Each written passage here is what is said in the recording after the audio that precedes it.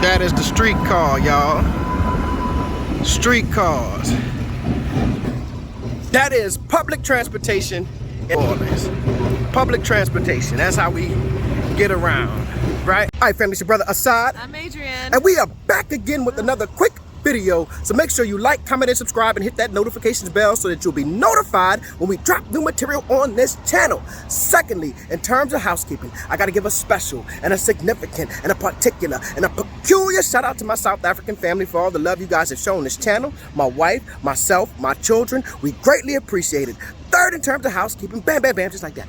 Bam, bam, bam, just like that. The book club, July 15th. The book club, the first book club meeting, July 15th. And the name of the book that we'll be reading is The Americans Are Coming, Dreams of African American Liberation and Segregationist South Africa by Vincent, I believe his last name is. I always forget the brother's name, and I apologize because he's a scholar and a gentleman. So, if you're interested in the book club, asadelmalik@gmail.com. asadelmalik@gmail.com, and I will send you the information. So, also, I want to say this. Y'all know we are in New Orleans for a couple of days. We actually leave next week to head back to good old South Africa, to Joburg. Man, we miss y'all. Bam, bam, bam. I swear we miss y'all, man. It was like I got on the plane. I didn't want to come. That's the truth. I did not want to come, but I needed to see my people. I needed to see my parents, but I didn't want to come. And when I got here, I hugged the neck, kissed the cheek, talked for a while. I really could have left that day. Yeah, I really could have got on the plane day and went on back. It's only 7 o'clock in the morning. It's only 7 o'clock in the morning, family. Y'all like, why y'all sweating? Look at all my neck. Just look like I picked cotton. Look like I worked. Look, it's only 7 o'clock in the morning. It is hot. It is torturous heat, right? It is torturous heat right now. So y'all want to know the temperature? They said, so we're under extreme heat advisory right now. So that means that the daily temperatures are 36 and 37 degrees Celsius with the heat index, because you got the humidity, so it makes it feel like 41 and 42 degrees Celsius. So it's burning up out here. It's only 7 o'clock in the morning. Wait till, so what you'll notice is about 10, 11 o'clock, no one's walking the streets. You'll see cars, but you will not see people in the street until about 8:30, 9 o'clock at night. Because it's just too doggone hot. You gotta stay inside and drink water if you want to survive. Yeah. So we are walking down Carrollton, and we just wanted to do a quick video, check in with you guys. Hey, listen, I'm thinking of doing like a comparison video between like the prices and Joburg and the prices, because I know when I got to Joburg, I did a video that showed how much we would spend on groceries. So maybe I do want to show how much groceries are in New Orleans. If y'all want that, leave a comment in the comment section. Bam, bam, bam, just like that. So just say bam, bam, bam, groceries, because we make groceries. Groceries. We make groceries here. Everybody else, oh, that's what size. You know how we do, y'all. I ain't got no selfie stick. It is, still ain't got one. We just gone to the store to get one. I don't know. I don't know either. You ever think about that when you're in the store? Man, let me get a selfie stick. Never think about that. I came in here to get two things and I'm leaving. And the selfie stick was not one. So, what are you guys, I'm sorry, babe, what do you got? What was your first thoughts on when you landed in the U.S.? And not New Orleans, but when we landed in Atlanta. In Atlanta. I remember what it was to be a minority. I forgot. And then we got in Atlanta and I was just noticed it, like, oh. We are outnumbered. We are outnumbered. Yeah. It was weird how noticeable it was. Yeah. I don't think it's been that noticeable before in my life. Because we were used to it. I'm used to it. Right. But I guess I'm not used to it. Not used to that anymore. Not used to going into a place and there's only 2 black faces. Handful of us. Yeah. So yeah, that's interesting. That's interesting. Somebody walking behind me. Yeah, you know, got this New Orleans still now, don't I? I got that thing. Yeah. But you got What? Oh, another thing I noticed was squirrels. oh yeah, the squirrel. Like, we don't have squirrels in South. Not at all. When I see them here, it's like a big rat just running around you all fast. Yeah. It startled me a few times because I don't know, I just did not think about them. Right. That whole time, all of a sudden I have all these little me, and I'm trying to figure out Oh, why. we going. Oh, yeah, let's get across the street. Yeah. So yeah, the squirrels. squirrels, yeah. You little rats with nice tails. So, yeah, I had to pause for a minute. My arm tired, still ain't got no selfie stick. So how did I feel? I felt we were just back to the old grind. It's so familiar. I spent 43 years here. Yeah. 43 years, so nothing about it is like unfamiliar. Yeah. I know I every... was saying that, like, what you miss, if you miss anything at all, right? 'Cause I talk to the kids about this, is familiarity. Right. Like, really knowing a place in and out. There's nowhere you can drop me in this city. I could walk it with my eyes closed. Right. That's the truth. I could find my way back home with my eyes closed. So that's how familiar I am with the city, and that's probably the definition of home, familiarity. Yeah, familiarity. Being familiar with something, and the more you get familiar, memories and connections. And places. Right. Yeah. And the more you get familiar with Josie, the more more it feels like home. A lot of times they say that when you leave the United States and you go live in another country, you realize how much salt and sugar they put like that drink. Oh my God. Oh, that's right. Oh my God, I'm on my arm like this. Oh my God, the drink was like syrup, or as we say, syrup. They need to be to the front of the class. Please, go to the front of the class. Come to the front of the class. Say, man, they was like they took a drink this sweet. I had never tasted anything like, and look, we used to drink it all the time because we ordered it. We used to order. Right. We was like, yeah, let me get one of them pineapple lemonades. It was and so that was sweet. Oh my it's God! Like someone just gave you like those syrups. Yeah. That they used to. Ooh. Maple. It was like honey. Thick. Yeah, I was like, why? How did we drink? This is a diabetic coma in a cup. A diabetic coma in a cup. Oh, why are you giving me this? Let the ice melt fully to try to dilute some of that sugar. But you still drinking the sugar. You're still drinking the sugar. You're still drinking the sugar, man. That was hard on the senses. I was like, mm. Yeah. So I want to see these symbols and these gates. You have these iron gates all over New Orleans. In the short that I created, my mama opening up the gate. West Africans from Ghana became what we know, like during slavery, West Africans from Ghana were brought into New Orleans, right? And they became some of the major iron, like you see iron. You see? You're gonna see ironwork. You see ironwork at the next place. Ironwork is everywhere in New Orleans. Gates. But those symbols that I showed you back there are Adinkra symbols from Ghana, West Africa. And they are all over the masonry, the ironwork, I should say, of New Orleans. As they left their stamps, right? So you can see the different like symbols, like the Sankofa, right? So it's a little tidbit of information. Y'all know Lil Wayne the rapper? Y'all remember Lil Wayne the rapper? So when y'all here, Carol, you wanna go down Carrollton? Go into Holly Grove? Okay. Down this street here, if you take this street about 4 blocks, you're gonna ride into Lil Wayne's old neighborhood, which is Holly Grove.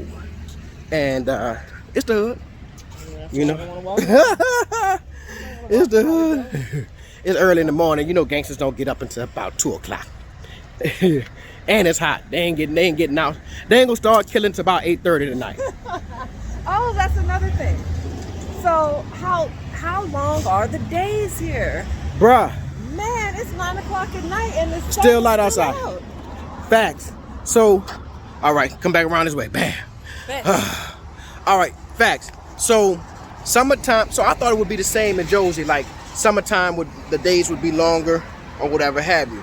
It didn't work like that. No. Here, short days. it's literally 9 o'clock at night, and it's still light outside. Yeah. Literally, I'm not like exaggerating. So that's when we would, like when we would do Ramadan during the summer, it would just be so torturous because sun up to sundown meant like really about 8:50 at night. You know what I'm saying? That's when you're breaking fast. Jose was like 5:45. I was like, I could do this we can fast every day. We got used to it at that point. Yeah. All right. So that's the petrol cost, $3.09 a gallon. But that's actually that's not too bad. It's been worse. Yeah, it's been. So we going into the gas station or the petrol station. And as you notice, there are no petrol attendants. No one pumps your gas. And well, you better get your behind out that car and stand over there and pump that gas. Who you think you are? Yeah, look at all the trash everywhere. So going into the gas station. Yeah. All right. So tight. Gas station, New Orleans. You can buy T-shirts. You can buy T-shirts. All the stuff you get. Hot food. Yeah, it feels good in here. You get hot food and then you get gas. As well as, this is something, I'm sure it's something you guys have never seen.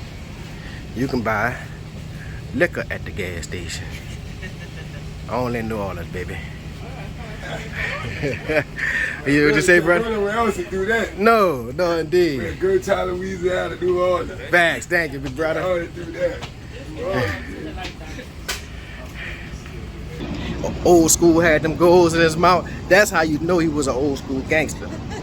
See, like, and I be saying, so when I see the goals in South Africa, like the gold teeth, I thought it meant because where I'm from, like that brother right there, you have gold teeth in your mouth, you a gangster. That meant you. So it's not like you can go and get a job with that. So once you got the gold teeth, you committed to whatever. You committed to the life of crime, baby. You for the streets. But when I see it in South Africa, I know it means something. I saw an Indian chick, remember her? Yeah. She had like three open face goals. I was like, dang, who's she thugging with? Working in the furniture store that had. Yeah. That's all right. An Indian girl. Yeah. No, down here when you got gold teeth, that means you done committed to it, baby. And they permanent. You can't take them out or nothing. That's permanent. Unless you take your teeth out. Unless you take your teeth out. Right. All right. So we still out here walking. It's time to take a little break, cool off. So here's something that you will probably never see in Joburg. New Orleans, we do not bury our people because we're below sea level. So all of our graves are above ground, right? Let's see, you want to go in the cemetery? Oh, they got it locked up. That one open over there. But yeah, so you can see, like even across the street. So in the middle of the city, you have a cemetery. And all over the city, like in the middle of neighborhoods. Yeah, in the middle of neighborhoods, you have cemeteries. So it's strange because we learned to be very comfortable. Yeah, we'll go in the cemetery, this old spooky stuff. There you go. Cemetery. And sometimes you see how you got the 3 plots? There's 3 people in there. The 3 headstones, a couple of people in there. So you have 2. That's a family tomb. Yeah, it's a family tomb. So you got a couple of people and y'all together forever.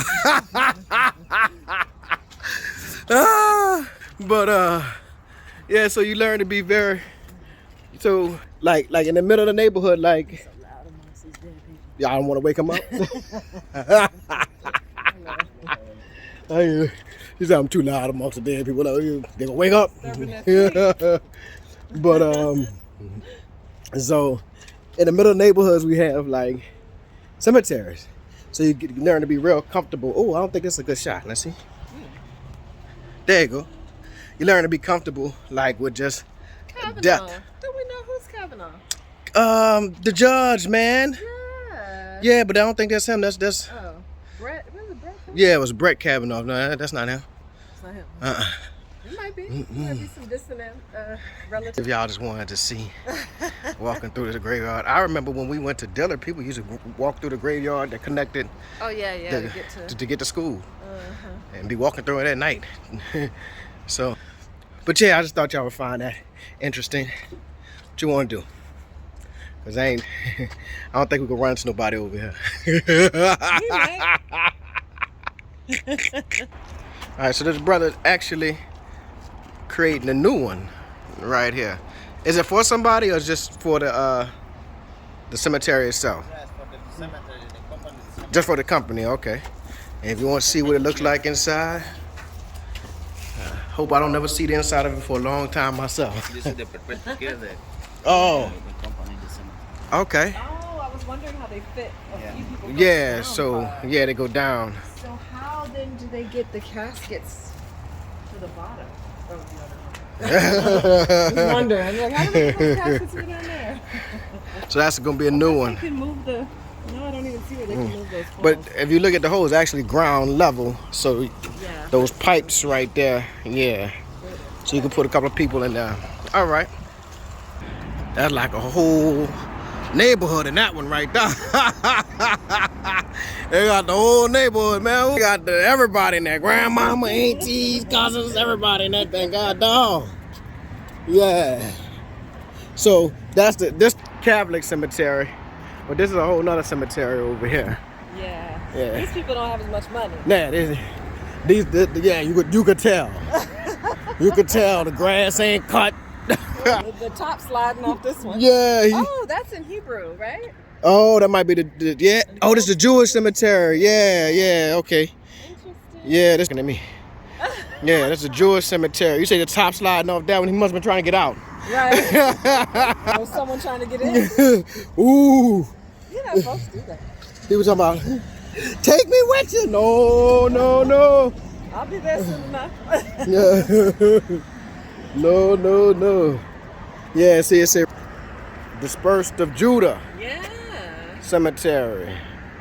Oh, the entrance on North. Dispersed. Said they ain't got the money, but you know they got the money. Maybe they were just a little more conservative with this back in the day. These Catholic cemeteries, they go all out. Oh, look, see, look, they got a cemetery here. There was a Catholic one there. There's one there. And then if you look across the street, let me see if I could pull in. Like way down there. On across, see where that white car is? And that, because they got the black Toyota white car right next to it on the left side. That's another cemetery. So, and that's like in just about most neighborhoods are going to have a cemetery around it. There's the streetcar. Yeah, there's a streetcar. So you run into another one, another cemetery. They're just like all over. What's that? HGD. So that you understand how big this place is, or how much death plays a part. This entire building, this entire thing that goes all the way down the street is Hope Mausoleum. That's a whole building, dead bodies. Whole building full of dead bodies. Like Yeah, apartments. yeah, like an apartment complex. Rows of them. Yeah.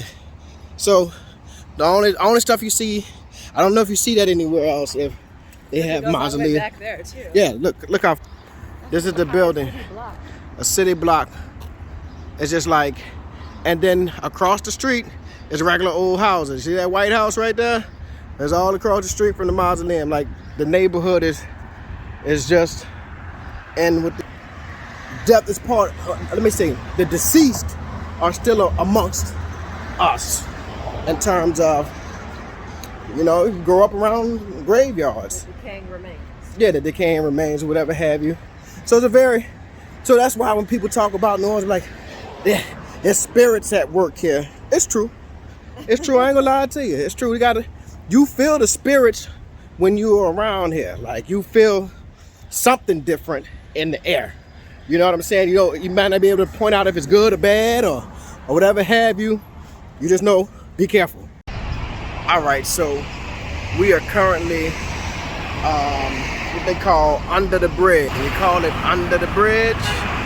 And this area used to mean so much because it was actually where Black Mardi Gras took place. So it's still where Black Mardi Gras took place, but before it was actually a bridge, it used to be like a black corridor where it had a whole bunch of businesses. And then the United States government in a racist effort built this bridge and destroyed the entire black community. So that was in the 60s or whatever. What you have now is one of the tent cities that we have in New Orleans, right? So when y'all like,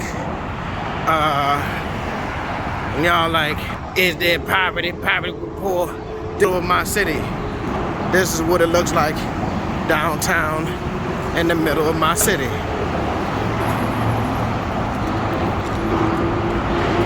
And it's rough, believe that.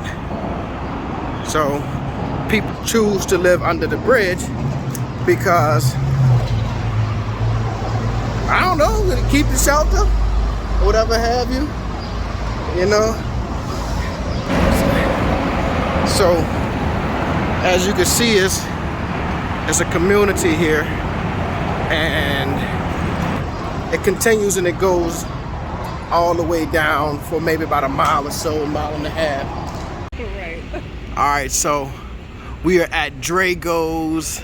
We're gonna go in here and get us a bite to eat. So this vlog is kind of all over. I don't know, I'm just gonna say this is one of our, so we're gonna show you like what oysters look like in New Orleans. It look different. It look different. All right, so we got us a couple of this seafood gumbo that's, you know, I want to show y'all what it look like. You got a little piece of little shrimp in there. You got some crab meat in there. Adrian hooking hers up. And then bam, these are our oysters. Let me move the bread out the way. Bam, so you can see. They're called charbroiled. Broiled. How you say it? Broiled. They said, look, man, ooh, they just look dark, but it's so good. So what it is the oyster is put on a grill, and then butter and cheese is added, and they broil them on the grill. Yeah, it's like a cheese sauce. Cheese sauce with butter and stuff. All that butter, ain't nothing healthy about it. But yeah, we about to eat. Go. All right, so you take that bread and you hold that bread like that up. Just goodness.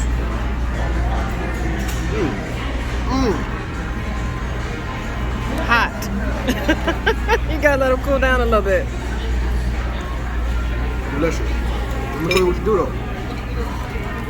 though. Save me some bread, gee. Okay. Take the bread and clean out that oyster. All right, sop it up. Got it. All right. Good stuff. Looked at the video of the charbroiled oysters. That look as good as it tastes, right? Yeah. That look as good as it tastes. This is what they look like after, right? No, you don't. This is what it looks like after. It don't look as good as it tastes, but I swear it tastes so good. I swear it tastes so. It's because that flame on the top, like the seasonings and everything they put on there, that flame just like burns it, it chars it, charbroiled. Right. You can actually see the of them. See over there that fire. Yeah. So that's how the oysters come. But I mean, it tastes so good. It look black and like, what is that? Blackened shells. But it's good. All right, so our main course, shrimp and grits. Woo. And shrimp plate. Fried shrimp? Fried shrimp. And the broccoli, what? And the broccoli make it healthy. I don't know what that one is, but the broccoli make it healthy. They make it healthy. That's all you need to worry about. You got broccoli on there, your dinner is now healthy. That's right. So I got some shrimp and grits, man. Let me see it. Oh, you tasting the broccoli first? Yeah. That trying to get that health in. Yeah, so let me see what these shrimp and grits taste like. Lord have mercy. Look at them grits. So you gotta take it. Then you get a little bit of the grit on there, on the grits on the thing. But you also wanna get a little piece of that shrimp. And yeah, it's hot, but you don't worry about the hot. You don't worry about burning your mouth. Don't worry about burning your mouth up. What's on the side of my face? Don't worry about burning your mouth up. You blow it just to be respectable. Boy, look at that sauce dripping You out. are worried about burning your mouth. Look at that sauce dripping off that thing, boy. Yeah, y'all talking about ooh, we got the sauce. We got the A2A about the sauce, huh? Sauce. We got the A2A. Yeah, the sauce just be tripping. Ooh. Ooh, that's good. Ooh, that's good. Ooh. To top it off, dessert, which is bread pudding. And bread pudding is, what is bread pudding? Just old like bread. Malva pudding.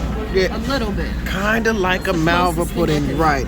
But the sauce here is sad as butter. Thick buttery sauce. Thick buttery sauce. Yeah, so I'm sorry, we're about to get to this. And the meal for two comes up to 117 bucks. American malls are actually dying. You see how it's rather empty in here? It used to be you walk in the mall and it was just packed with people, especially on the weekend of a holiday like the 4th of July coming up. But now, Amazon, you know, delivery and stuff, put a hurting on the mall. But yeah, just get you some footage of this in here. All right. Some footage of the mall. All right. And we're headed to another department store called Macy's. Right. Here I am. Home, baby. Time to re-up. I say it's time to re-up. And now we're back at my people's house. And it's been a long day. I'm tired. Catch y'all soon. Peace.